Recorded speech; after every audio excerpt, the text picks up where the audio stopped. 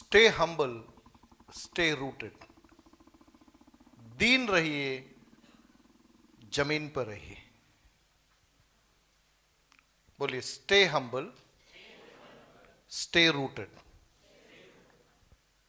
अगर आपकी जड़ें मजबूत है तो कोई भी आंधी तूफान आपको उड़ा कर लेकर नहीं जा पाएगा।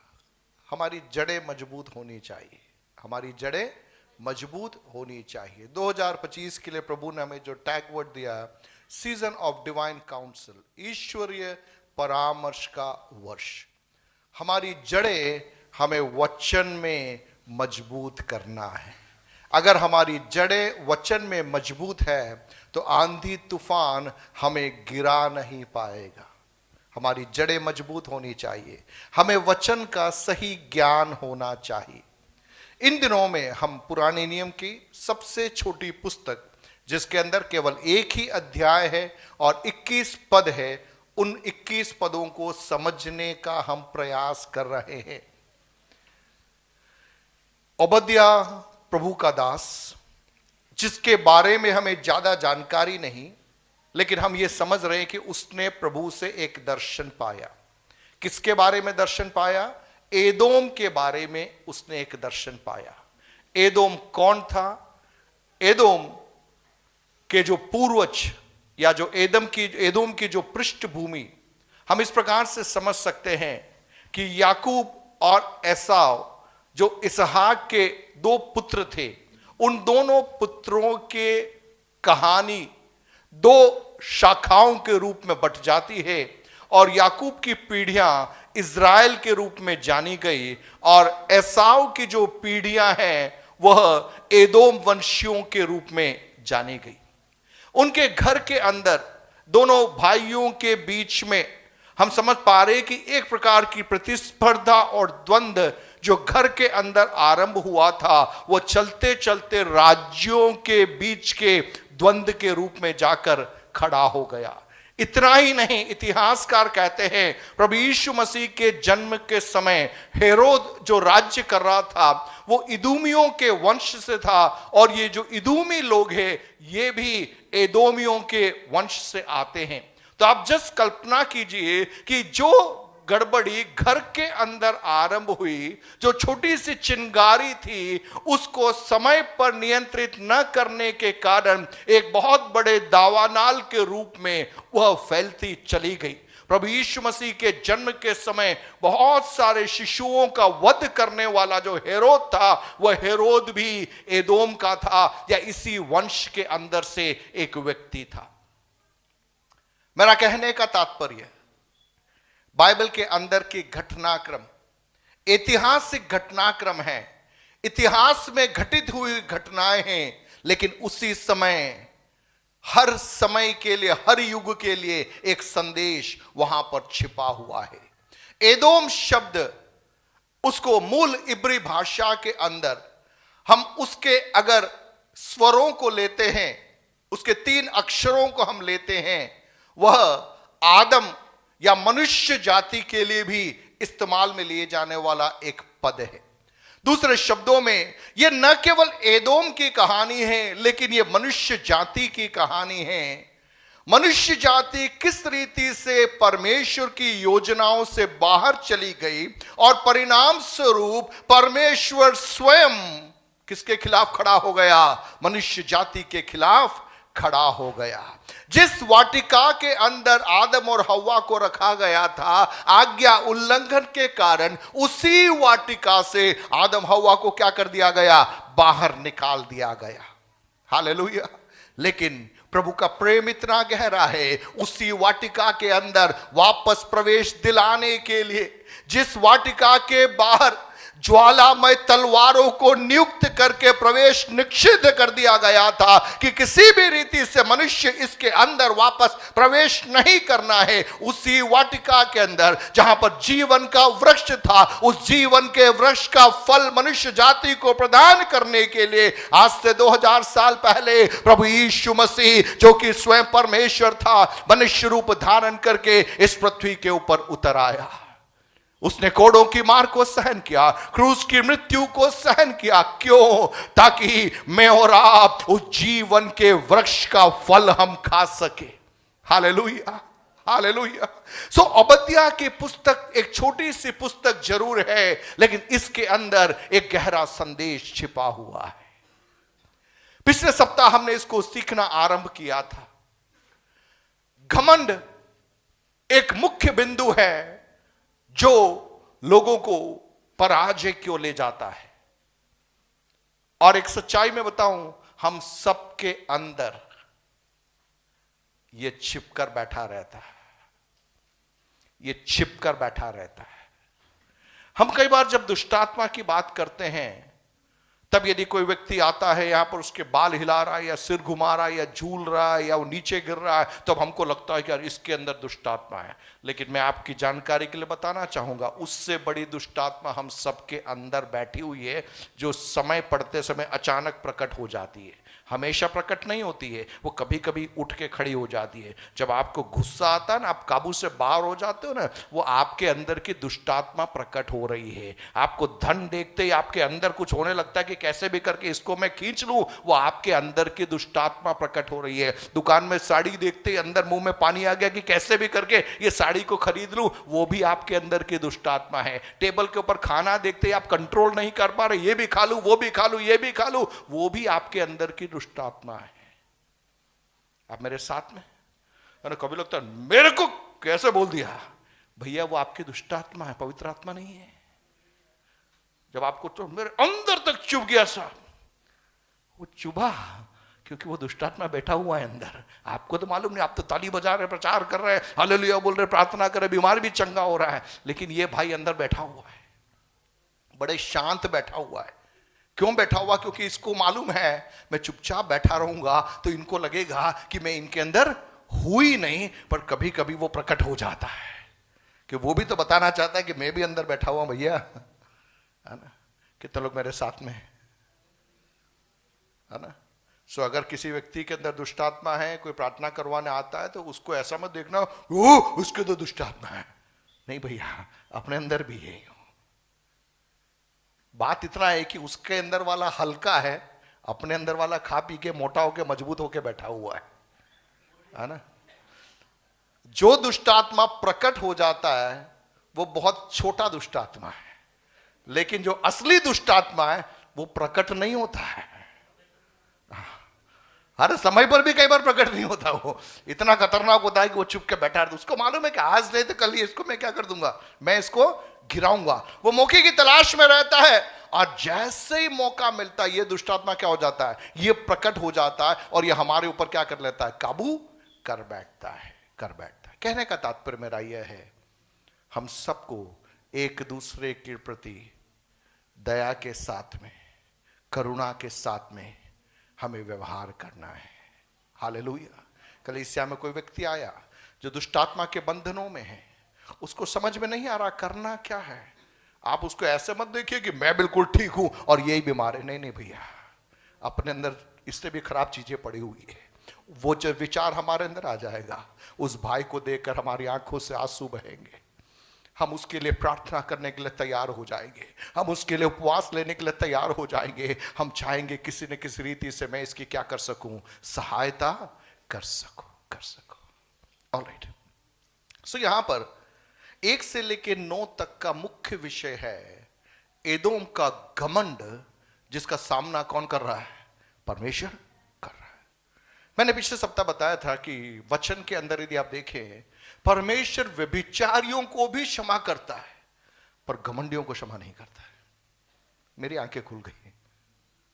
प्रभु व्यभिचारियों को भी क्या करता है, क्षमा कर देता है। चुंगी लेने वालों को भी क्षमा करता है, लेकिन किसको क्षमा नहीं कर रहा है, घमंडियों का प्रभु क्या करता है, सामना करता है। प्रभु किसका सामना कर रहा है, घमंडियों का सामना कर रहा है। देखिए, परमेश्वर यदि किसी का सामना करे तो क्या वो बच सकता है क्या? आप सोच के देखिए, परमेश्वर यदि किसी के सामने खड़ा हो जाए, मैं कहूंगा कि शैतान की बात अलग है, लेकिन प्रभु कहे कि मैं तेरे विरोध में खड़ा हो गया हूं, तो दुनिया की कोई भी ताकत हमें वहां से क्या नहीं कर सकती, बचा नहीं सकती। सो एदोम की पुस्तक के अंदर परमेश्वर स्वयं उठ खड़ा हो गया है और वह कह रहा है कि उठो, हम उससे लड़ने को उठे। इन 9 पदों के अंदर यदि आप पढ़ेंगे तो आपको समझ में आ जाएगा कि कैसे या क्या होता है जब परमेश्वर सामना करता है। पहली चीज, प्रभु कह रहा है मैं तुझे जातियों में छोटा कर दूंगा। मैं क्या कर दूंगा? जातियों में छोटा कर दूंगा। तू बहुत तुच्छ गिना जाएगा। You will be डिस्पाइज्ड। मैं तुझे तुच्छ कर दूंगा। देखिए, एदोम उस समय में, आज की भाषा में कहा जाए तो एक टेक्नोलॉजिकली एडवांस्ड राज्य था। आज की भाषा में यदि हम समझे तो अभी मान लीजिए डूंगरपुर और उदयपुर, तो उदयपुर वाले कहेंगे कि हम डूंगरपुर से क्या है, बहुत आगे। उदयपुर और जयपुर, तो जयपुर वाला बोलेगा हम उदयपुर से एडवांस है। बंबई वाला और जयपुर वाला, तो बंबई वाला बोलेगा जयपुर हमारे सामने कुछ भी लगता नहीं है। अब बंबई और डूंगरपुर की तुलना करो आप, तो कहीं कोई मतलब किनारे किनारे में भी नहीं है, इतनी दूर है। तो यहां पर प्रभु कह रहा है एदोम को, जो अपने आप के बारे में सोच रहा था कि मेरे से बड़ा कोई नहीं है, प्रभु कह रहा है कि मैं तुझे छोटा बना दूंगा, मैं तुझे तुच्छ कर दूंगा। इतना ही नहीं, तीसरे पद में लिखा है कि हे पहाड़ों की दरारों में बसने वाली। मतलब वो कहां पर बस रही थी? पहाड़ों की दरारों में, ऊंचे स्थानों के अंदर, सुरक्षित स्थानों के अंदर जाकर रहने वाले एक देश के निवासियों को परमेश्वर कह रहा है तेरे अभिमान ने तुझे धोखा दिया। तुझे लग रहा है कि मैं ऊंचे पर रह रहा हूं, मुझे यहां से कोई भी गिरा नहीं सकता, लेकिन प्रभु कह रहा है कि तेरे अभिमान ने तुझे क्या दे दिया? धोखा दे दिया। तू मन में कहता है कौन मुझे भूमि पर उतार देगा। मन में क्या विचार है? मुझे कोई गिरा नहीं सकता, मुझे कोई हिला नहीं सकता, लेकिन प्रभु कह रहा है तेरे अभिमान ने तुझे क्या दे दिया है? धोखा दे दिया है। चौथा पद देखिए, यदि तू उकाब के समान ऊंचा उड़ता हो, वरन तारागण के बीच अपना घोंसला बनाए हो। मतलब उकाब के समान, जो किसी पक्षी की पकड़ में नहीं आता, किसी जानवर की पकड़ में नहीं आता, इतनी ऊंचाइयों पर उड़ता है और उसका घोंसला भी वो ऊंचे स्थानों में बनाता है। यहां लिखा है कि उकाब के समान तो ऊंचा उड़ता होगा, तारागण के बीच में तूने अपना घोंसला बनाया होगा, तो भी मैं क्या करूंगा? कहां से नीचे गिराऊंगा? जहां पर तू ऊंचा उठ गया है ना, वहां से मैं क्या कर दूंगा? नीचा गिरा दूंगा। किसकी वाणी है ये? जोर से बोलिए, किसकी वाणी है? हालेलुया। देखिए, कई बार बड़े दुख के साथ में बताऊं, बहुत तेरे लोग, यहां तक प्रचारकों को भी नहीं मालूम कि बाइबल के अंदर कई जगहों में एक्चुअली शैतान नहीं सामना कर रहा, परमेश्वर सामना कर रहा है। और हमें भी नहीं मालूम कि हम लड़ाई प्रभु के सामने ही लड़ रहे हैं। देखिए, परमेश्वर जब हमारा सामना करता है तो परमेश्वर चाहता है कि हमारे चरित्र के अंदर बदलाव आवे, हमारे मन के अंदर बदलाव आवे, हमारे आदतों में बदलाव आवे। अब हमारे आदतों में बदलाव नहीं है, हमारे चरित्र में बदलाव नहीं है, और हम कह रहे यीशु मसीह के नाम से तू निकल जा। आप प्रभु को ही निकालने का प्रयास कर रहे हो। प्रभु कह रहा है कि यार मेरा आदमी है, मैंने खड़ा किया इसको, तेरे को आगे बढ़ने से रोकने के लिए मैंने खड़ा किया, तेरे अंदर का अभिमान था उसको तोड़ने के लिए मैंने इसको खड़ा किया, और तू उसी अभिमान में अनजाने में किससे लड़ाई लड़ रहे हो? किसके खिलाफ खड़े हो गए आप? परमेश्वर ही के खिलाफ हम खड़े हो गए। हालेलुया। मार पहले एक पढ़ रही थी, तब दो पढ़ेगी, क्योंकि प्रभु चाह रहा है कि हमारी आंखें खुले, हम खुद सुधरे, लेकिन हम खुद सुधरने की जगह में हम दूसरों को सुधारने की प्रक्रिया में लगे हुए हैं। आप समझ रहे हैं? आप समझ रहे हैं? हमें सबसे पहले हमारा खुद का इलाज करना है। सबसे पहले हमें प्रभु के सामने आना है, प्रभु की करीबी में आना है। हालेलुया। हमारे आदतों के अंदर एक बदलाव आना है, हमारे अंदर यीशु मसीह का स्वभाव प्रकट होना है। प्रियो, मैं खुल के बताऊं, अगर हम क्षमा नहीं कर पा रहे हैं और बिना क्षमा किए अगर हम प्रार्थना करते हैं, हम प्रभु के दंड के अधीन आ जाते हैं। अगर हम इसी मुंह से बुराई करते हैं और इसी मुंह से प्रचार करते हैं, प्रभु का न्याय हमारे ऊपर आता है। इसी हाथ से मैं अन्याय से धन को खींचता हूं और यही हाथ रखकर मैं लोगों के लिए प्रार्थना करता हूं, हमारे हाथ में कोड़ आ जाता है।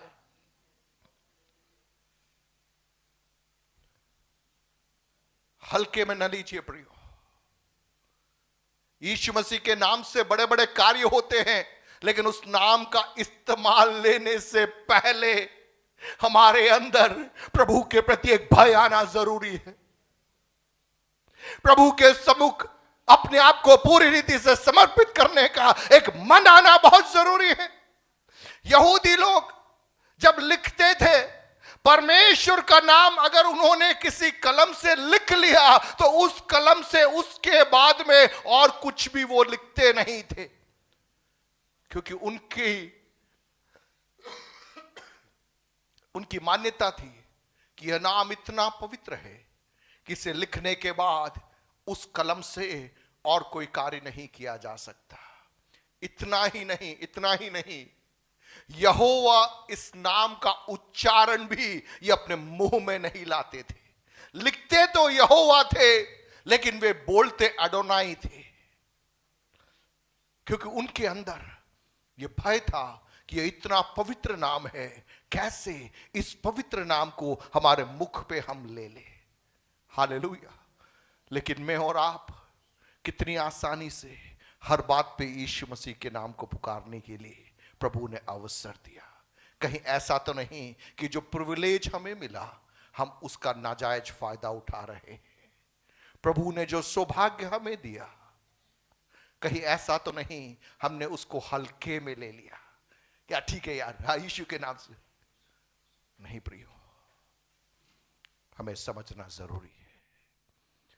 तू उकाब के समान ऊंचा उड़ता हो, तारागण के बीच अपना घोंसला बना, तो भी मैं क्या करूंगा, तुझे वहां से नीचे गिराऊंगा, यहोवा की यही वाणी है। सो कितना भी आप ऊंचा चले जाए, परमेश्वर क्या कर देगा, नीचे गिरा देगा। सी नथिंग इज परमानेंट, कोई भी चीज स्थायी नहीं है, कोई भी चीज स्थायी नहीं है। क्या आपकी उम्र स्थायी है कि हमेशा आप 40 में बने रहोगे?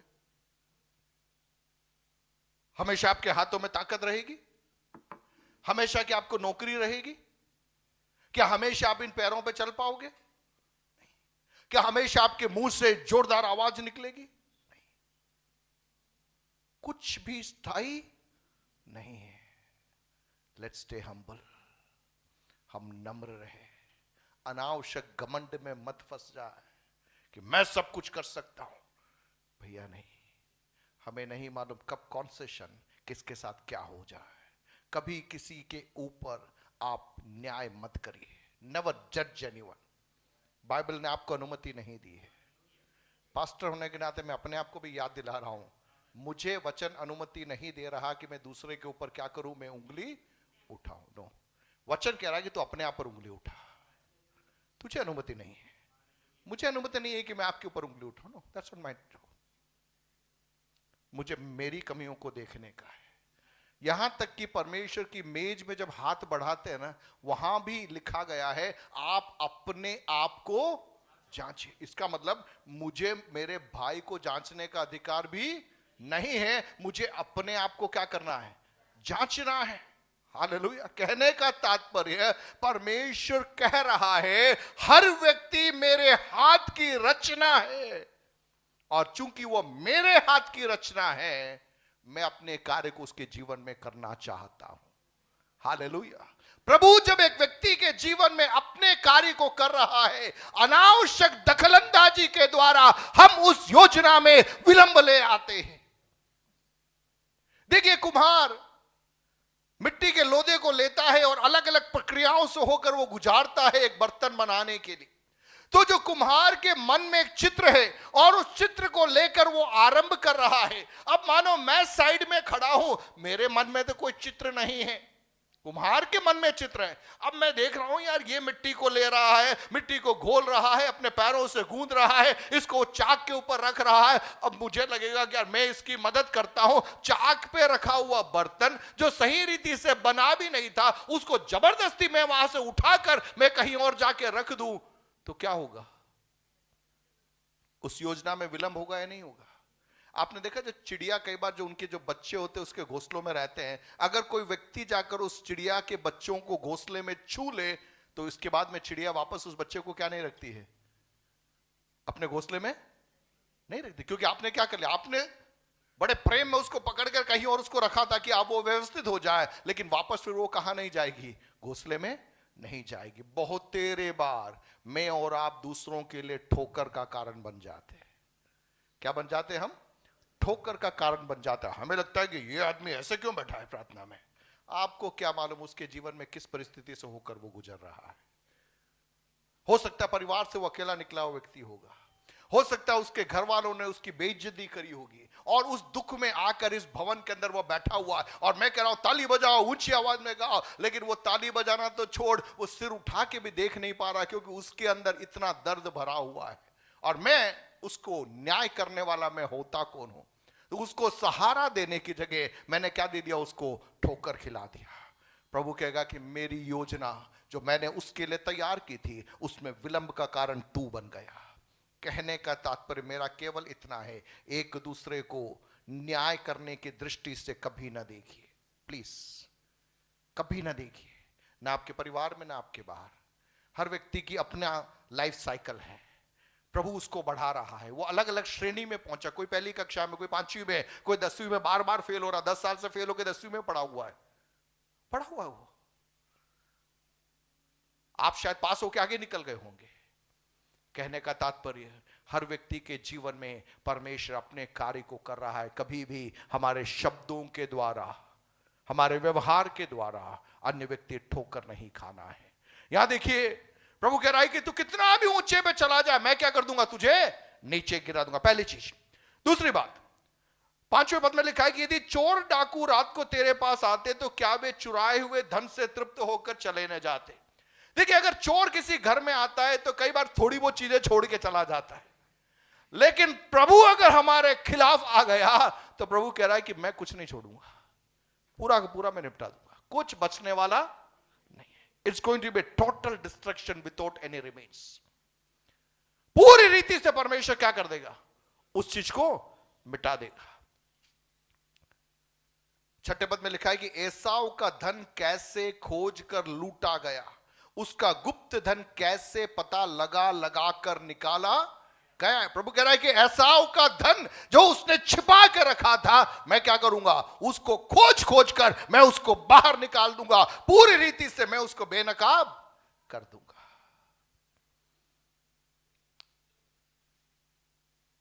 सातवें पद में लिखा है जितनों ने तुझसे वाचा बांधी थी उन सबों ने तुझे सीमा तक ढकेल दिया, जो लोग तुझसे मेल रखते थे वे तुझको धोखा देकर तुझ पर प्रबल हुए हैं। मीन्स आपको लग रहा था कि ये मेरी मदद करेगा, लेकिन जब परमेश्वर आपके खिलाफ खड़ा हो जाता है, आपके दोस्त भी आपके शत्रु बन जाएंगे, आपकी मदद करने वाला कोई नहीं बचेगा। ये सब क्यों हो रहा? परमेश्वर शत्रु क्यों बना? परमेश्वर शत्रु क्यों बना? बोलिए। किसके अभिमान के कारण? किसके अभिमान के कारण? बोले किसके अभिमान के कारण? मेरे अभिमान के कारण कौन मेरा शत्रु बन गया? परमेश्वर मेरा शत्रु बन गया, परमेश्वर मेरा आक्रमणकारी बन गया। और परमेश्वर कह रहा है कि तेरे घमंड के कारण मैं तेरा सामना करूंगा, ऊंचे से तुझे मैं नीचे पे गिरा दूंगा, मैं तेरे पास में हर चीज को मैं निकाल के फेंक दूंगा। प्रभु कह रहा है तेरे मित्र भी तेरे क्या बन जाएंगे? शत्रु बन जाएंगे।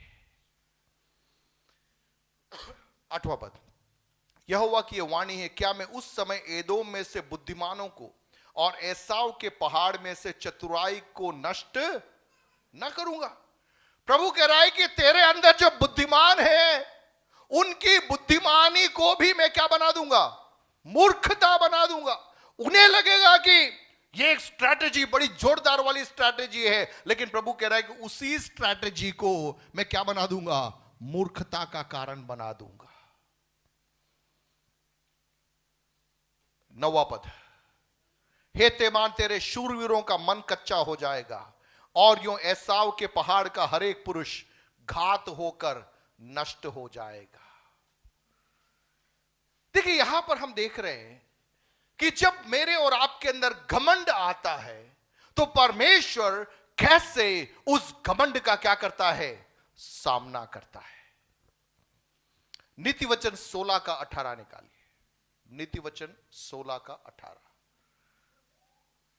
नीतिवचन 16:18 भजन संहिता के बाद में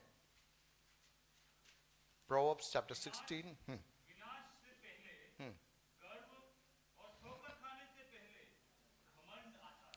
विनाश से पहले क्या आता है, गर्व। Pride comes before destruction. विनाश से पहले क्या जाता है, गर्व। और ठोकर खाने से पहले क्या जाता है, घमंड आ जाता है। अगर हमें लग रहा है कि किसी भी चीज का, किसी भी उपलब्धि का घमंड हमारे अंदर आने लग गया, इसका मतलब हमारा विनाश निकट है। आप समझ रहे हैं? कितने लोग मेरी बात को समझ पा रहे हैं? देखिए अगर मुझे लगने लग जाए कि यार अब मैं अच्छा प्रचारक बन गया हूं, अब मेरे प्रचार को सब लोग सुनने लग गए हैं, तो वचन के आधार पर प्रभु कह रहा यार गया काम से, इसका काउंटडाउन चालू हो गया। मैं अच्छा गीत गाता हूं, 4 लोग मेरे खिलाफ ताली बजाते हैं, मेरे गीत के बाद में कोई आके मेरे साथ में सेल्फी ले रहा है और मुझे थोड़ा मजा आ रहा है उस सेल्फी खिंचवाने में, तो प्रभु कहेगा इसका भी काउंटडाउन चालू हो गया। कितने लोग मेरी बात को समझ पा रहे हैं? हालेलुया। जब हमने किसी के लिए प्रार्थना की, वो बीमार चंगा हो गया और हमें लगने लगा यार मैं तो बड़ा प्रार्थना वीर बन गया, अब तो मेरी प्रार्थना से बीमार चंगे हो रहे, प्रभु कहेगा इसका भी काउंटडाउन चालू हो गया। आपके पास में नौकरी मिल गई, आपको सरकारी नौकरी मिल गई, फिर अपन मानने वाले थोड़ी है, अपन तो सरकारी जमाई बन गए, अब मेरे पास नौकरी है। प्रभु कहेगा तेरा भी काउंटडाउन चालू। अच्छे अच्छे नौकरी वालों को सड़कों पे घूमते हुए देखा है अपन ने, नहीं देखा? उन्नत पदों में रहने वाले लोगों को आज कोई घर में घुसाने के लिए तैयार नहीं है, ऐसे दर दर की ठोकर खाते हुए लोगों को देखा है। नथिंग इज परमानेंट, कुछ भी स्थायी नहीं है। आपकी नौकरी स्थायी नहीं है, आपका सेहत स्थायी नहीं है। आज मुंह से आवाज निकल रही है, कल निकले या नहीं निकले इसकी कोई गारंटी नहीं है। हमें ज्यादा अकड़ने की जरूरत नहीं है, अपने आप को ज्यादा बड़ा बनाने की जरूरत नहीं है। हम जो कुछ भी है वो प्रभु का अनुग्रह मात्र है, प्रभु की दया मात्र है। एक एक दिन अगर हमसे कुछ हो पाया तो प्रभु हमारे साथ था, इसलिए हम कर पाए, हमारी ताकत से नहीं हुआ। प्रियो, विनाश से पहले गर्व और ठोकर खाने से पहले क्या आता है, घमंड आता है। दानिएल 4 अध्याय उसके 29 से 33 में नबूकदनेस्सर करके एक राजा के बारे में कहा गया है। एक दिन घर के छत के ऊपर वो खड़ा हो गया, उसने चारों ओर सिर घुमाकर देखा और वो कह रहा ये जो बाबुल है ये बहुत बड़ा नगर है, ये मैंने बनाया है। किसने बनाया है? अपने मुख से निकली हुई बात खत्म भी नहीं हुई, उसके पहले प्रभु ने कहा अच्छा तूने बनाया है, ठीक है, अब मैं तेरे को यहां से निकालूंगा, तू जंगली जानवरों के बीच में रहेगा, तेरे बाल बड़े हो जाएंगे, तेरे हाथों में नाखून हो जाएगा, अब तू महल में नहीं रहेगा, जंगली जानवरों के बीच में रहेगा, तू वहां रहेगा, लेकिन मैं इस देश को बढ़ाऊंगा। आप समझ में आ रहा कि बाबू नबूकदनेस्सर तू राजमहल में नहीं हो तो भी मुझे जिसको बढ़ाना है मैं उसको बढ़ाऊंगा। हालेलुया। आप समझ रहे हैं? मान लीजिए अगर मेरी कलीसिया में मेरे विश्वासियों के जीवन में प्रभु ने कुछ भलाई की, उसको सोचकर मैं घमंड कर रहा हूं कि संतोष सर की कलीसिया में आप आ रहे हो इसलिए आप अमीर बन रहे हो, प्रभु कहेगा कि तेरे को निकाल कर जानवरों के बीच में बैठा दूंगा और मैं उसके जीवन में अपने काम को करूंगा, क्योंकि वो तेरे कारण नहीं कर रहा था, मैं अपने परिमा को उसके जीवन में प्रकट कर रहा था। आप समझ रहे कि नहीं समझ रहे? देखिए, मेरे और आपके जीवन में किसी भी बात के लिए हम घमंड नहीं ले सकते, नहीं ले सकते। प्रभु हर व्यक्ति के जीवन में अपने समय पर अपने तरीके से अपने कार्य को कर रहा है। जब प्रभु उन कार्यों को करता है, उन कार्यों को होते हुए देखकर हमारा दिल धन्यवाद से भर जाना है, कृतज्ञता से भर जाना है। प्रभु के सम्मुख हमें और नम्र होना है। प्रभु, तूने मुझे लायक समझा कि मेरी प्रार्थना में एक व्यक्ति चंगा हुआ, एक व्यक्ति के जीवन में बदलाव आया, मेरे कारण नहीं लेकिन तेरी दया के कारण यह हुआ है। हालेलुया। नबूकदनेस्सर को प्रभु ने मनुष्यों के बीच से निकाल दिया। हेरोद करके एक राजा था जिसके बारे में लोगों ने कहा, जब वो वस्त्र धारण करके अपने राजसी ठाटस में आके बैठा था, देखने वाले लोगों ने कहा, अरे ये तो परमेश्वर के समान लग रहा है। हेरोद ने नहीं बोला, लोगों ने बोला। लेकिन लोगों की इस बातचीत में हेरोद को थोड़ा मजा आ गया, उसका भी सीना थोड़ा फूल गया। वहां लिखा है कि परमेश्वर का स्वर्गदूत गया, हेरोद को ऐसा मारा कि कीड़े पड़ गए और कीड़े पड़ पड़ के वो मर गया। प्रेरितों का 12वें अध्याय में आप उसको देख सकते हैं। नबूकदनेस्सर ने खुद ने बोला और वो निकाला गया। हेरोद के बारे में लोगों ने बोला, लेकिन हेरोद ने उसका मजा लिया, उसको भी कीड़े पड़ गए। यहेजकेल उसके 28वें अध्याय के अंदर एक बहुत ही गहरी भेद की बातें छिपी हुई है। मैं चाहूंगा आप उस पदभाग को निकालिए। यहेजकेल उसका 28वां अध्याय की घमंड का कहां से कहां पर लेके चला जाता है। यहेजकेल 28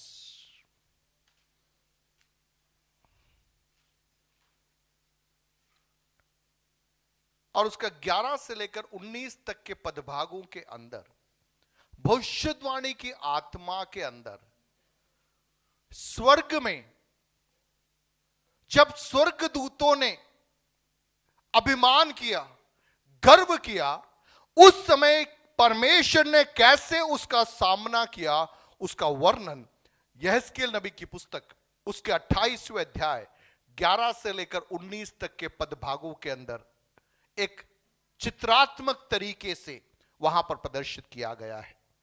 उसके कुछ भागों को जस्ट मैं पढ़ना चाहूंगा। 15वां पद, जिस दिन से तू सिरजा गया और जिस दिन तक तुझ में कुटिलता न पाई गई, उस समय तक तू अपनी सारी चाल चलन में निर्दोष रहा। परंतु, बोलिए परंतु, जोर से बोलिए परंतु। देखिए, हमारे भी जीवन के शुरुआत में हम बहुत अच्छे होते हैं। ऐसा कोई नहीं है जो अपने जीवन की शुरुआत में घमंडी होता है, सब नम्र होते हैं। एक छोटा बच्चा भी जब पैदा होता है ना, वो भी रोता हुआ पैदा होता है। देखा है आपने? हंसता हुआ तो पैदा नहीं होता है।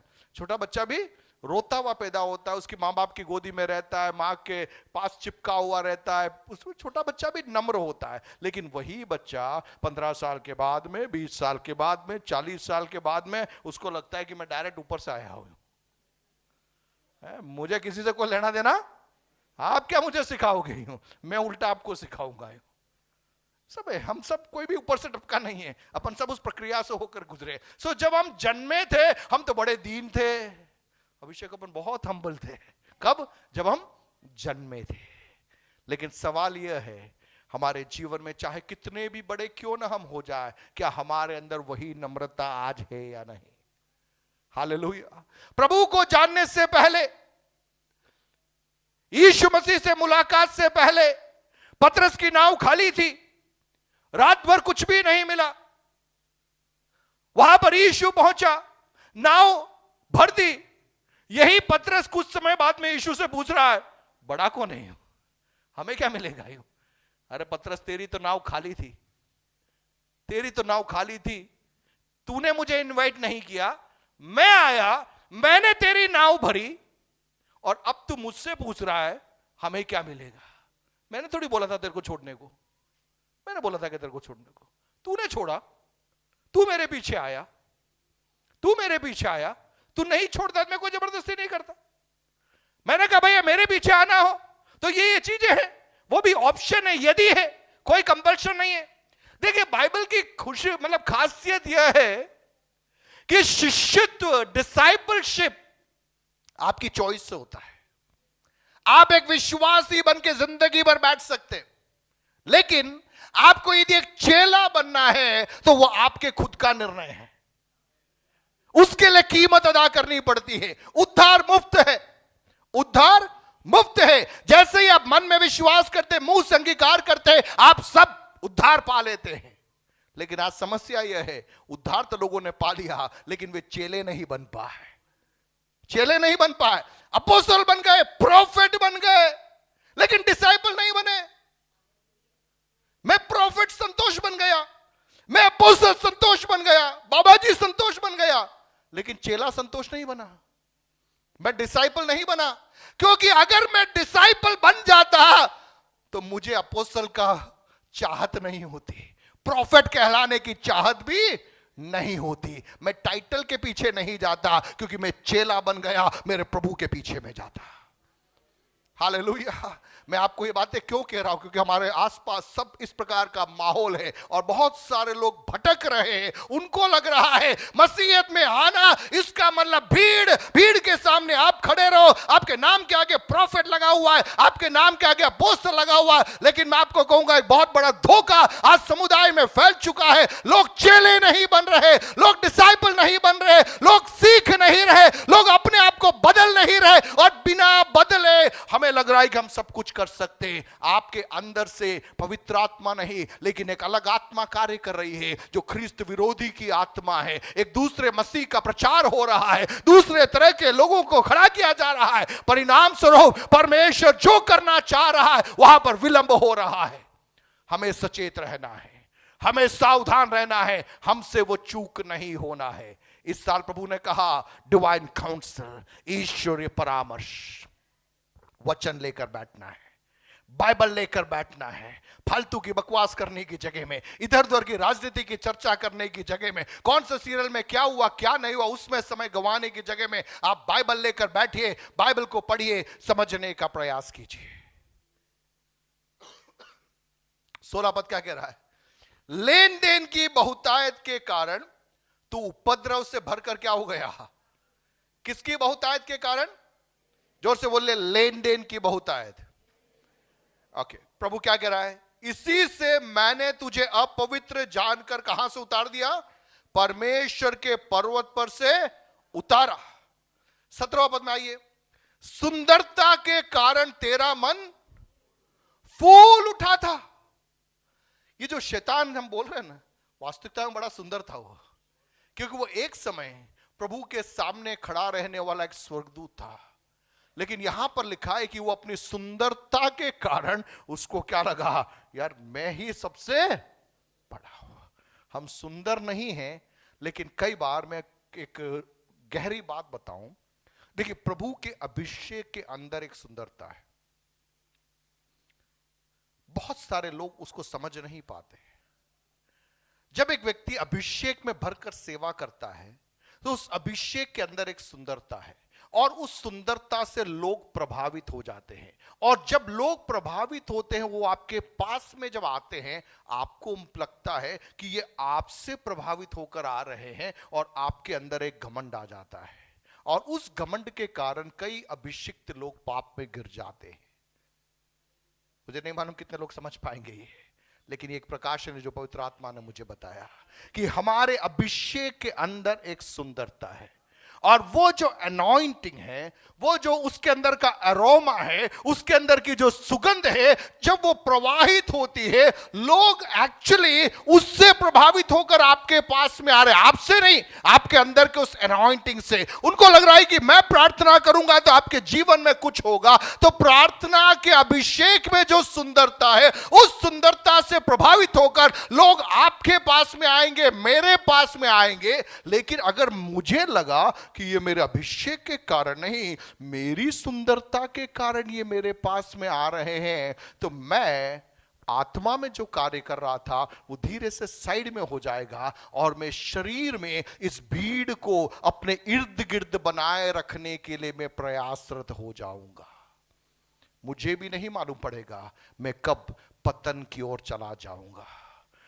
आज की भाषा में कहा जाए, यदि कोई YouTube प्रचारक कहता है कि इस चैनल को आप सब्सक्राइब करना, इस चैनल को आप लाइक करना, इसका मतलब प्रभु ने मुझे सिखाया ये चालू तो आत्मा में किया था, इसके अभिषेक की सुंदरता के कारण लोग सुनने लग गए, लेकिन अब इसको लग रहा है कि अगर लोग लाइक नहीं करेंगे तो मेरा रेटिंग कम हो जाएगा, इसलिए मुझे क्या करवाना, लोगों का लाइकिंग चाहिए, लोगों का कमेंट्स चाहिए, फॉरवर्डिंग चाहिए। अगर अभिषेक में चलने वाला एक बंदा होगा, इसको ये कुछ बोलने की जरूरत नहीं होगी, वो अपना काम करेगा। अभिषेक की सुंदरता के कारण लोग खींचे हुए आएंगे, लेकिन जब लोग इधर खींचे हुए आएंगे, हम कहेंगे हमारी ओर नहीं, लेकिन प्रभु के साथ में जुड़िए। आपको सब्सक्राइब करना है, आप यीशु मसीह से सब्सक्राइब कीजिए। आपको लाइक करना है, आप यीशु मसीह को लाइक करिए। मेरे चैनल को लाइक सब्सक्राइब करने से कोई फायदा नहीं, क्योंकि नथिंग इज परमानेंट। कुछ समय तक मेरा धारावाहिक चलेगा, इसके बाद में मैं जीरो में चला जाऊंगा, प्रभु किसी और को खड़ा करेगा। हालेलुया। देखिए, भारत में अलग अलग प्रधानमंत्री हुए। जवाहरलाल नेहरू के समय में सबको लगा कि नेहरू जी के बाद में इस देश का क्या होगा, कुछ नहीं हुआ। अगला व्यक्ति आ गया, अगला व्यक्ति आ गया। जब अगला व्यक्ति आया तो लगा, और इंदिरा जी के बाद में इस देश का क्या होगा, कुछ नहीं हुआ। इंदिरा जी आए चले गए, अगला व्यक्ति आ गया, अभी भी है, वो भी आएगा, वो भी जाएगा, देश चलता रहेगा। आप समझ रहे हैं कितने बड़े बड़े प्रचारक भारत के अंदर हुए, केरल के अंदर कितने बड़े बड़े प्रचारक हुए। आज कई लोग नहीं है, लेकिन काम हो रहा है। प्रभु ने किसी और को खड़ा किया। लेकिन कई बार हम इस गलतफहमी में रहते हैं कि I am going to be permanent, मैं यहां पर स्थायी रहूंगा। लेकिन आज किसी में प्रभु का आत्मा कहता है कुछ भी स्थायी नहीं है, नथिंग इज परमानेंट। सो हमारा रिश्ता व्यक्तियों से बढ़कर हमें परमेश्वर के साथ में बनाना है, वचन के साथ में हमें बनाना है। वचन के साथ में हमारी जड़ें मजबूत होगी तो हम स्थिरता के साथ में बने रहेंगे। हालेलुया। सुंदरता के कारण तेरा मन फूल उठा, वैभव के कारण क्या हो गया, तेरी बुद्धि बिगड़ गई। लोग बोलते हैं कई बार कि दिमाग में चढ़ गया हूं। शराब पीने से ही आदमी नशे में नहीं आता, शोहरत से भी आदमी नशे में आ जाता है, सफलता से भी आदमी नशे में आ जाता है। और कई बार मैं समझता हूं कि सफलता का नशा शराब के नशे से अधिक खतरनाक है। शराब का नशा तो उतर जाता है, सफलता का नशा उतरता नहीं। अपन को लगता है कि अब तो अपन ही रहेंगे, अपन ही रहेंगे। भैया नहीं रहोगे आप, ये सब थोड़े समय का है, इनमें हमारा भरोसा नहीं होना है। प्रभु क्या कहता है, मैंने तुझे कहां पटक दिया, भूमि पर पटक दिया, और राजाओं के सामने तुझे रखा कि वे तुझको देखे। किस बात को, कि तू ऊपर था ना, तेरे को पटक के मैंने नीचे डाल दिया और लोगों के सामने तेरे को एक तमाशा बनाकर मैंने रख दिया। क्यों? घमंड के कारण। ये 28वां अध्याय एक्चुअली शैतान कैसे शैतान बना उसकी कहानी है। बाइबल की पहली पुस्तक के अंदर मनुष्य की सृष्टि के बारे में लिखा गया है, लेकिन वहां पर यह शैतान कहां से आया इसके बारे में नहीं लिखा गया है। तो कई बार लोग सवाल पूछते हैं कि यार वहां नहीं लिखा है, लेकिन यहां पर यहेजकेल उसके 28वें अध्याय में वो भी डायरेक्ट नहीं लिखा है, एक गुप्त भाषा का इस्तेमाल करके इसको यहां पे लिखा। मालूम है आपको क्यों? क्योंकि परमेश्वर यदि किसी की बेइज्जती करता है तो वो ऐसी बेइज्जती करता है कि उसका नाम भी प्रभु देता नहीं है। अपन ने नाम दिया है सब। या प्रभु क्या कह रहा, वो तो घमंडी था, ऊपर चढ़ गया था, मैंने उसको लात मार के नीचे गिरा दिया। और गदन की वाटिका के अंदर आदम और हव्वा के बारे में लिखा है, लेकिन वहां शैतान नाम भी नहीं लिखा है, वहां लिखा है कि सांप आया। शैतान करके भी नहीं लिखा है, सांप आया। और शैतान क्या चाहता है मालूम है? वो चाहता है कि हर व्यक्ति उसको नाम से पुकारे, वो चाहता है कि हर व्यक्ति उसके नाम से डर जाए। मुझे भी प्रभु ने सिखाया कि जब कहीं कलीसिया में कोई दुष्टात्मा प्रकट होती है तो अपन को उसको लाइव टेलीकास्ट नहीं करना, ये प्रभु ने मुझे दिखाया। क्योंकि शैतान तो फोकट का एडवर्टाइजमेंट चाहता है, और हम जैसे पादरी लोग कई बार दिमाग हमारा खराब हो जाता है, हम कैमरा लेके जूम करके उसको लाइव टेलीकास्ट करते हैं, ये बताने के लिए कि मैंने दुष्टात्मा को निकाला। अरे शैतान की तो लॉटरी लग गई ना। बाइबल के अंदर प्रभु ने इतनी बुद्धिमत्ता पूर्वक कहीं भी उसका आइडेंटिटी तक नहीं दिया। देखिए, किसी को बेइज्जत करने का तरीका मतलब उसको ऐसा इग्नोर कर दिया कि उसका नाम तक नहीं लिया। और यहां पर बता दिया गया कि वो अपने आप को घमंडी समझता था, उसको ऊपर से मैंने क्या कर दिया, नीचे गिरा दिया ताकि लोगों के सामने तमाशा बन जाए। और अपन को क्या लग रहा है, अरे यार ये आदमी गिर रहा है, नीचे गिर रहा है, लुढ़क रहा है, तो इसका मतलब अपन सुपरस्टार बन जाएगा। आप सुपरस्टार नहीं बन रहे हो, वो क्या हो रहा है, शैतान अपने आप को बड़ा बता रहा है। तो करना क्या चाहिए, कभी कोई दुष्टात्मा प्रकट भी होती है, आपको ज्यादा टेंशन नहीं करना है। आपको खोल के बोलो, ज्यादा माइंड भी नहीं करना है। क्या नहीं करना, आपको ज्यादा माइंड भी नहीं करना है, क्योंकि वो आएगा जाएगा, उससे अपने को टेंशन वाली बात नहीं है। वो तो चाहता है आप सबका ध्यान अपनी ओर खींचना, लेकिन आप में वो परिपक्वता आनी चाहिए कि हमें उधर ध्यान ही नहीं देना है। मान लीजिए कलीसिया के अंदर कभी कुछ ऐसा होता है तो लोग हैं जो परिपक्व है, जो उसको डील कर सकते हैं। वहां पर हर व्यक्ति को उठकर जाने की जरूरत नहीं है। और समझने की भाषा में कहो, मान लीजिए किसी की मोबाइल की घंटी बज गई, मान लीजिए किसी की मोबाइल की घंटी बज गई, टर्न करके बजा, तो अपन क्या करते हैं, आपका कॉल थोड़ी आया, जैसे आपका कॉल उसके मोबाइल पे बज गया है। अरे कल का हो सकता है, मेरे साथ भी हो सकता है, हो सकता है, वो आपकी टेंशन नहीं है।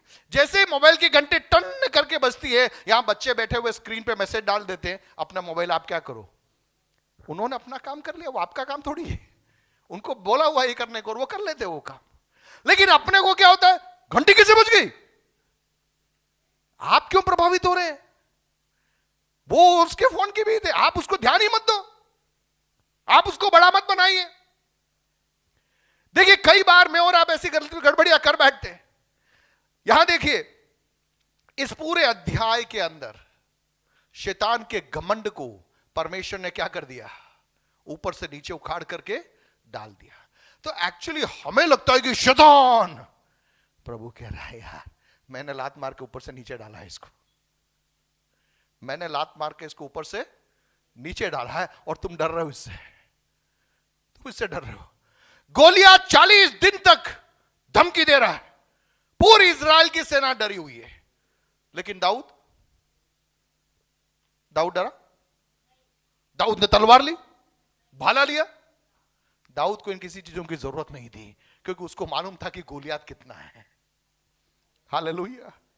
मैं आज आत्मा में कुछ कहना चाहता हूं, चाहे कोई कितना भी अपने आप को बड़ा बनाने का प्रयास करे, लेकिन कलीसिया के अंदर प्रकाशन पाया हुआ एक भी व्यक्ति होगा, वो इनसे विचलित नहीं होगा, क्योंकि उसको मालूम है मेरे प्रभु ने एक समय के लिए उसको रखा है, अपना काम प्रभु उससे करवाएगा। उसके बाद में प्रभु बोलेगा भैया तेरा नंबर खत्म। आपको मालूम है गोलियत 40 दिन तक इस्राएल के सामने क्यों खड़ा रहा, क्योंकि परमेश्वर दाऊद को बाहर निकालना चाहता था। अगर गोलियत नहीं आता तो दाऊद बाहर थोड़ी आता, दाऊद के अंदर का अभिषेक प्रकट थोड़ी होता। तो प्रभु ने गोलियत को बाहर निकाला। ये 40 दिन तक पूरी इजराइल की सेना फास्टिंग प्रेयर में लगी हुई है, ओ गोलियत को गिराना, गोलियत को गिराना। करे क्या करे, रोज सुबह गाजा बाजा लेके निकलते, लेकिन गोलियत तो आवाज सुनते वापस। फिर अगले दिन सुबह नया प्लानिंग, नई फास्टिंग प्रेयर करेंगे, अपन उधर से आएंगे, वापस गोलियत एक आवाज मारता, वापस जाके दुबक जाते। अरे भैया तुम कितना भी फास्टिंग करो, गोलियत को प्रभु ने खड़ा किया है। क्यों खड़ा किया है, क्योंकि दाऊद को निकालना है। हालेलुया।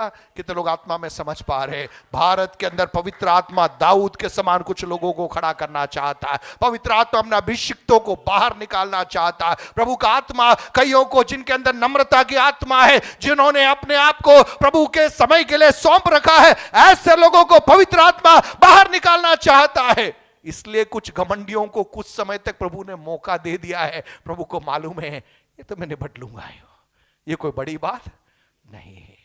कहने का तात्पर्य मेरे और आपके व्यक्तिगत जीवन में हमें सतर्क रहना है, हमें सचेत रहने की जरूरत है।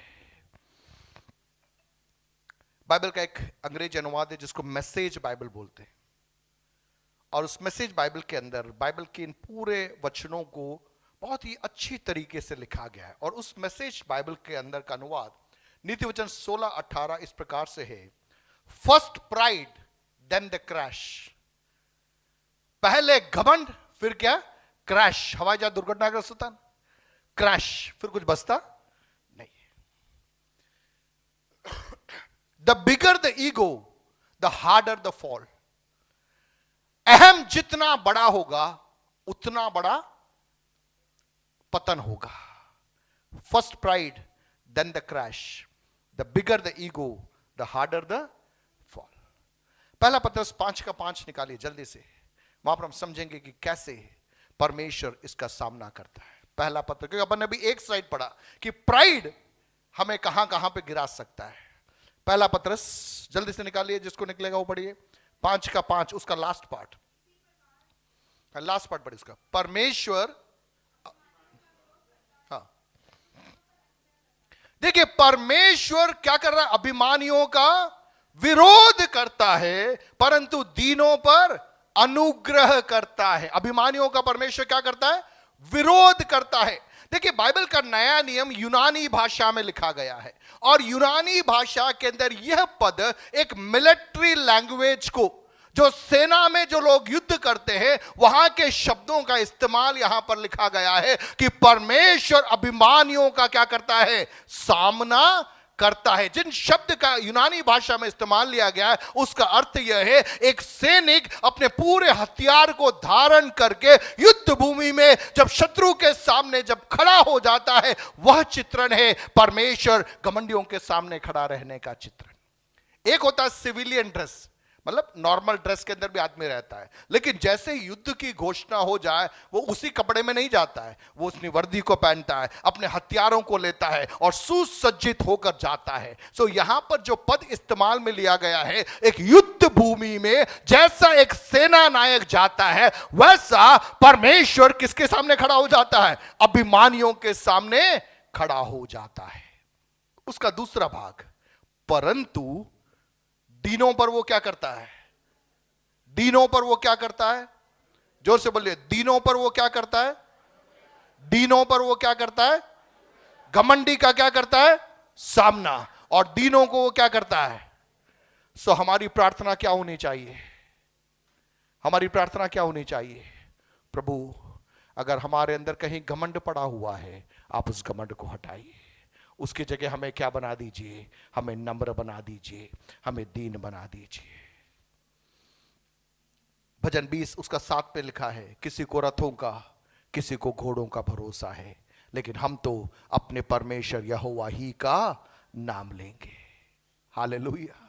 लोग रथों की बात करेंगे, लोग घोड़ों की बात करेंगे, लेकिन कलीसिया अपने परमेश्वर की बात कहेगी। मुझे सुनने वाले प्रियो, हमारे मुख से हमेशा एक ही बात निकलना है, प्रभु तू मुझे यहां तक लेकर आया, तूने मुझ पर दया की, तू मुझे यहां तक पहुंचाया, आगे भी तू ही मुझे ले जा सकता है। हालेलुया। देखिए जब आप प्रभु के ऊपर भरोसा रखोगे, जब आप नम्र हो जाएंगे, परमेश्वर आपके जीवन में क्या करेगा? याकूब 4:30 के अंदर लिखा है, he will lift you up. परमेश्वर आपको उठाएगा। आपका घमंड में आप गिरोगे, लेकिन आपकी नम्रता में परमेश्वर क्या करेगा? आपको उठाएगा। हालेलुया। यूहन्ना 15:5 में लिखा है, if we abide in him he will make us fruitful. यदि हम उसमें बने रहेंगे, वह हमें क्या बनाएगा? फलवंत बनाएगा। हालेलुया। इतना ही नहीं, नीति वचन 16:7 में लिखा है, वह हमारे शत्रुओं को हमारा मित्र बना देगा। घमंडियों के लिए मित्र शत्रु बनता है, लेकिन नम्र व्यक्ति के लिए शत्रुओं को परमेश्वर क्या बना देगा? मित्र बना देगा। विश्वास करने वाले अपने हाथों को उठा के प्रभु को धन्यवाद कीजिए। अगर हम नम्र हो जाए, अगर हम दीन हो जाए, प्रभु कह रहा तेरे शत्रुओं को मैं तेरा मित्र बनाने जा रहा हूं। ऐसे दिन पवित्र आत्मा हमें देने जाता है।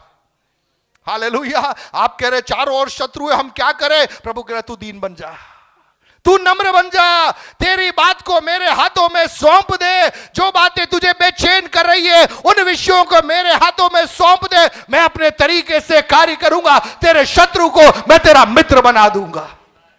He will lift us। वो हमें उठाएगा, वो हमें फलवंत करेगा, वो हमारे शत्रुओं को मित्र बनाएगा। इतना ही नहीं, नीति वचन 11:2 में लिखा है, वो हमें बुद्धि प्रदान करेगा। वो दीनों को क्या करता है? वो बुद्धि प्रदान करता है, दीनों को वो अधिकारी बना देता है। हालेलुया। घमंडियों को अधिकार के स्थान से वो नीचे गिराता है, लेकिन दीनों को अधिकार के स्थान पर परमेश्वर पहुंचाता है। भजन 37 उसका 11, दीन लोग पृथ्वी के अधिकारी बन जाएंगे। मत्ती 5:5 में, धन्य है वे जो दीन है, क्योंकि वे क्या होंगे? पृथ्वी के अधिकारी होंगे। हालेलुया। आज की सुबह कितने लोग अपने आप को प्रभु के हाथों में सौंपने के लिए तैयार है? Stay humble, stay rooted. नम्र रहिए, जमीन से जुड़े रहिए। आपका परमेश्वर आपको उठाएगा, आपका परमेश्वर आपको फलवंत बनाएगा, आपका परमेश्वर आपके शत्रुओं को मित्र बनाएगा, आपका परमेश्वर आपको बुद्धि देगा, आपका परमेश्वर आपको अधिकारी बना देगा। अपनी आंखों को बंद करें, एक क्षण अपने आप को प्रभु के हाथों में समर्पित करें। हालेलुया। कुछ भी स्थायी नहीं है, कुछ भी स्थायी नहीं है। हम अपने आप को प्रभु के हाथों में समर्पित करें। पवित्र आत्मा हमारी सहायता करने पर। Hallelujah Jesus. एदोम अपने घमंड के कारण पतन की ओर चला गया, लेकिन प्रभु का आत्मा आज की सुबह मुझसे और आपसे कहता है, मेरे बेटे, मेरे बेटी, तू लौटा, तू लौटा, तू नम्र हो, तू दीन हो। मैं तुझे खड़ा करने जा रहा हूं। परमेश्वर के पुत्रों के प्रकट होने का मौसम प्रभु भारत के अंदर प्रदान करने जा रहा है। जब आपके चारों ओर घमंड की आवाजें गूंज रही है, उसके बीच में परमेश्वर ने अपने लिए दीनों के एक दल को बचा के रखा है। ए रेमनेंट ऑफ हम्बल पीपल। प्रभु ने बचा के रखा है, और प्रभु कह रहा है कि आई विल लिफ्ट देम। मैं उनको उठाऊंगा, मैं उनको फलवंत बनाऊंगा, उनके शत्रुओं को उनका मित्र बना दूंगा, मैं उन्हें बुद्धि दूंगा, उन्हें देश में अधिकारी बनाऊंगा। अपनी आंखों को बंद करें, अपने आप को सौंपे। एक समर्पण प्रभु का आत्मा चाह रहा है।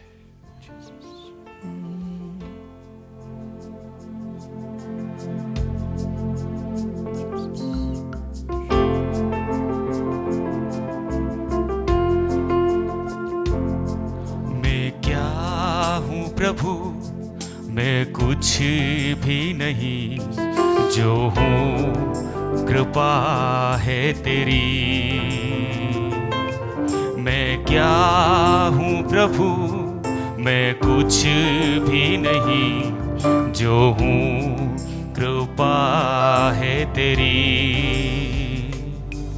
मेरा आरोग्य भी, मेरी उन्नति, हर भलाई कृपा से। अपने हाथों को मेरा आरोग्य भी, मेरी उन्नति, हर भलाई कृपा से। मेरा आरोग्य भी, मेरी उन्नति, हर भलाई कृपा से। यहाँ तक पहुँचा और बना हुआ हूँ मैं प्रभु यीशु की कृपा से। यहाँ तक पहुँचा और बना हुआ हूँ मैं प्रभु यीशु की कृपा से। योग्यता नहीं कोई, खूबी नहीं मेरी, प्रभु यीशु की कृपा है। योग्यता नहीं कोई, खूबी नहीं मेरी, प्रभु यीशु की कृपा है। मिलकर के कहे योग्यता, योग्यता नहीं, कोई खूबी नहीं मेरी, प्रभु यीशु की कृपा है। मैं क्या हूँ प्रभु, मैं कुछ भी नहीं, जो हूँ कृपा है तेरी। मैं क्या हूँ प्रभु, मैं कुछ भी नहीं, जो हूँ कृपा है तेरी। मेरा आरोग्य भी, मेरी उन्नति, हर भलाई कृपा से। मेरी आरोग्यता, मेरी उन्नति, हर भलाई कृपा से।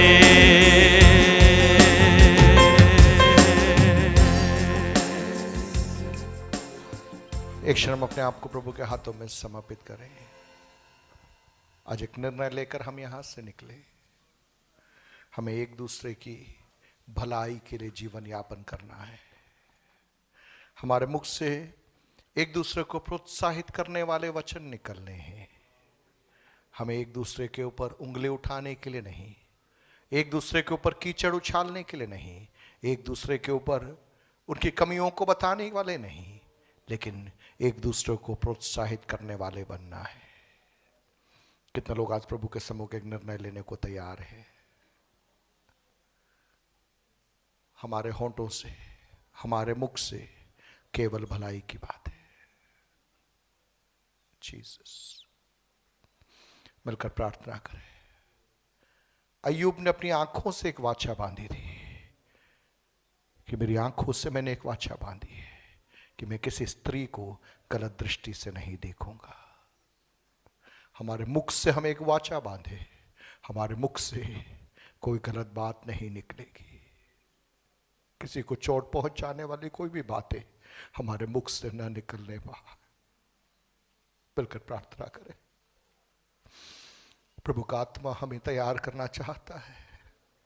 पवित्र आत्मा प्रभु यीशु मसीह के लिए दुल्हन को तैयार कर रहा है। वो मेरे और आपके अंदर अहंकार को हटाकर नम्रता को प्रतिस्थापित करना चाहता है। यीशु का आत्मा जो नम्रता का आत्मा है, जो दीनता का आत्मा है, वो हमें रूपांतरित करने पाए। हम मिलकर प्रार्थना करेंगे। प्रभु ने यहां तक हमारी सहायता की। सारी बातों को प्रभु के हाथों में सौंपते हुए हम सभी जब प्रार्थना कर रहे हैं, मैं आग्रह करूँ पापा से कि प्रार्थना में अगुवाई करेंगे। हम अपने आप को प्रभु के हाथों में समर्पित करें। प्रभु ने आज हमारी इस आराधना में यहाँ तक सहायता की। परमेश्वर के प्रेम को समझने के लिए, प्रभु की दया को अपने जीवन में अनुभव करने के लिए प्रभु ने मदद की। हम मिलकर प्रार्थना करेंगे। पापा आखिरी प्रार्थना और आशीर्वचन में अगुवाई करेंगे। Praise the Lord, hallelujah. आइए हम परमेश्वर की धन्यवाद करें आज का सुंदर दिन के लिए। प्रभु ने हमें सहायता किया है, प्रभु की आराधना करने इकट्ठा किया हुआ है। आज पिछले प्रभु की एक एक बातों को याद करते हुए, फिर जो मदद किया है, उपकार किया है, उसको याद करते हुए हम परमेश्वर के धन्यवाद करें। Hallelujah, praise the Lord, praise the Lord. स्वर्गीय पिता परमेश्वर, हम धन्यवाद करते सुंदर समय के लिए। इस हफ्ते के पहला दिन महीने के 15 तारीख 16 तारीख को तेरे चरणों में रखकर तेरी आराधना करने के लिए तूने सहायता किया प्रभु जी।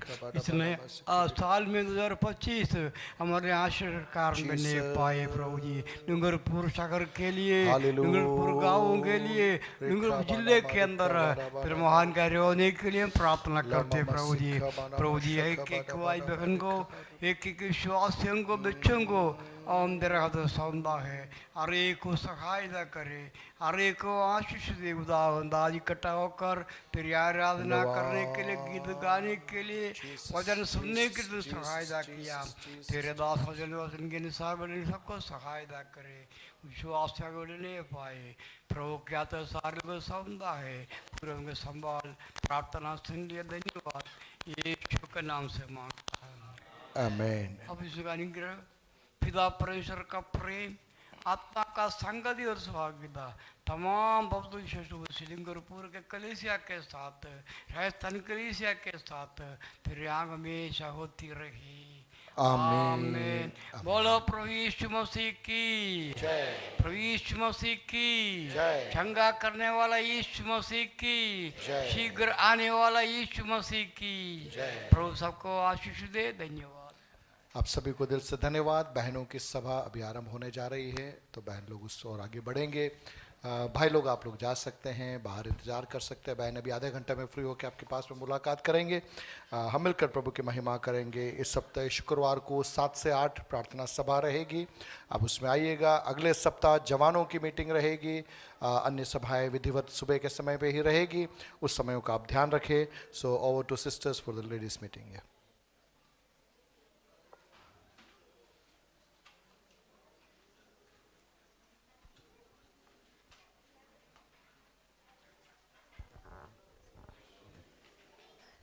सिस्टर्स से अनुरोध है कि आप लोग बैठें।